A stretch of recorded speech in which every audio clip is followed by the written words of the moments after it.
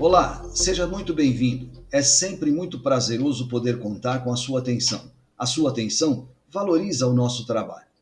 Eu sou o professor Flávio Simões e nas palestras que ministro sob o título de Gestão Estratégica das Relações de Trabalho, eu incluo alguns aspectos, como por exemplo, alguns pontos, como por exemplo, o caso das demissões por justa causa. E é sobre este assunto que eu quero falar neste vídeo, ainda que rapidamente, para que você possa entender alguns aspectos fundamentais na aplicação ou na utilização deste mecanismo jurídico. A CLT, a Consolidação das Leis do Trabalho, prevê expressamente a possibilidade da rescisão do contrato de trabalho pela justa causa. Entretanto, ao contrário do que muito se pensa ou se alega por aí, a justa causa é aplicada em favor e em desfavor do empregado. O que eu quero dizer com isso? O empregador pode sim, diante de uma falta grave cometida pelo seu empregado, tomar a iniciativa da rescisão por justa causa. Entretanto, o empregado também pode pedir a rescisão do seu contrato de trabalho de forma indireta, alegando a prática de uma falta grave por parte do empregador.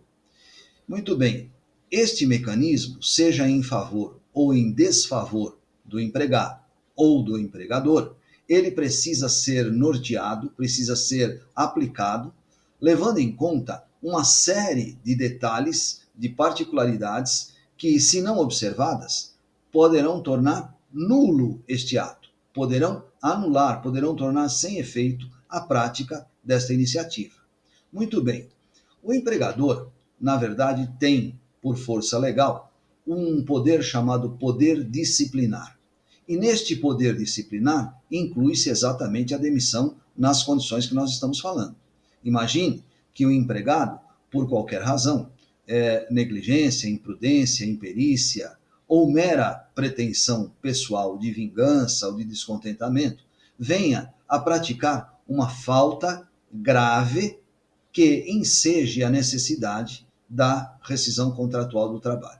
É possível que isto ocorra através da justa causa, da demissão de justa causa? Sim, claro. Como dissemos, isso é previsto em lei. Entretanto, é preciso observar que o cometimento desta falta grave deve ser amparado por aquilo que diz a lei. As faltas consideradas graves e que autorizam a demissão por justa causa são aquelas relacionadas na lei, são aquelas indicadas na CLT. O artigo 482 da CLT relaciona nominalmente quais são as faltas que, se praticadas, autorizam a justa causa.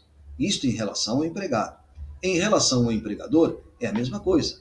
O artigo, então, 483 da CLT traz uma relação de faltas consideradas graves que, se praticadas pelo empregador, autorizam o empregado a pedir a rescisão indireta do contrato de trabalho por justa causa.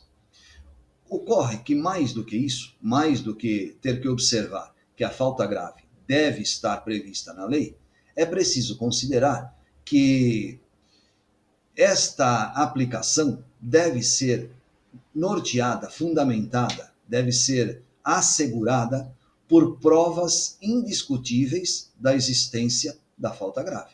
A falta grave deve ser ampla e claramente comprovada. Caso contrário, não se aplica esta medida. Esse é um primeiro aspecto. O outro é o cuidado de, na hora de fazer a rescisão, indicar corretamente qual é esta falta grave. Vou dar um exemplo. Você pretende demitir um funcionário ou por indisciplina ou por insubordinação. Perceba, ou indisciplina ou insubordinação. São duas figuras semelhantes, entretanto, elas se caracterizam de formas distintas. E aí, o cuidado, se você demite por insubordinação, quando na verdade o empregado foi indisciplinado, você vai ter problemas. Se você demite por indisciplina, quando na verdade ele foi insubordinado, você terá problemas. Perceba, a lei ela tem delicadamente a indicação de quais as faltas que caracterizam a justa causa, assim como quais são as razões pelas quais se pode considerar praticada determinada falta. Então, no exemplo que eu estou dizendo, que eu estou dando, a insubordinação ela vai se caracterizar quando a ordem for dada diretamente ao empregado e este descumpri-la injustificadamente. Então, eu dou uma ordem pessoal e direta para um funcionário e ele descumpre esta ordem de maneira injustificada. Aí eu estou falando em insubordinação. A indisciplina não é bem assim. A indisciplina é o descumprimento de uma ordem que foi dada a todos, de forma impessoal. Então, o empregador dá uma determinada ordem para todos os colaboradores. Ela não foi dada pessoalmente para este ou para aquele. E um dos colaboradores, ou mais deles, não importa, também injustificadamente deixa de cumprir esta ordem. Aí a indisciplina. Então, este é um pequeno exemplo que mostra a necessidade dos cuidados com a aplicação da justa causa. E esses cuidados, esta leitura muito técnica e detalhada sobre as questões que dão alicerce jurídico à justa causa, estão na lei. E esses pontos, como eu lhes disse, são tratados, entre outros, na minha palestra, onde eu falo sobre gestão estratégica das relações de trabalho. Minhas palestras são ministradas para as empresas que nos procuram e que precisam ou pretendem conhecer melhor o nosso trabalho.